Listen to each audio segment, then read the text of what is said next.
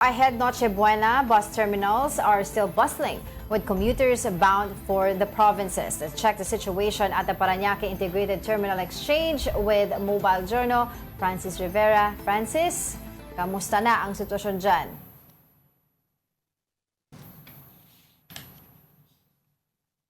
Angela, nakikita niyo pa rin sa aking likuran na medyo may kahabaan pa rin ang pila ng mga papuntang south to, no, papuntang Cavite. So, yung ilang mga trips din dito sa PITX, halos fully booked na rin. At meron nga tayong naabutan kanina na mga grupo o mga pamilya na nagpo-book, advance booking, no, na ah, for 26 to 30 na raw para hindi na raw sila mahasal lalo na ngayon na nagkakaususan daw ng ticket. Pero pagtitiyak naman ng mga bus company dito at pamunuan ng PITX, asahan nila na hindi daw nila o hindi nila pababayaan na maupusan ng ticket at talaga maupusan ng bus ang mga kapatid nating uuwi ngayong magpapasko sa kanilang mga probinsya.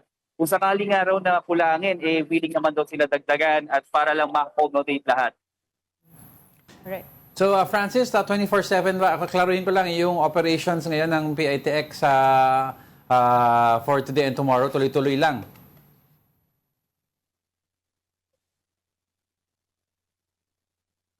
Yes, Diego. 24 hours at talagang tuloy-tuloy ang kanilang serbisyo para sa ating mga kapatid na uuwi ngayong magpapasko. At yung ilan nga ang mga pasahero na nakausap natin, talagang sa biyahe na sila magpapasko, no? Lalo-lalo na doon sa mga pabiyahe papuntang Bicol, Visayas Region at sa pamuntang Mindanao Region. Alright, maraming salamat sa iyong oras, Mobile Journal, Francis Rivera.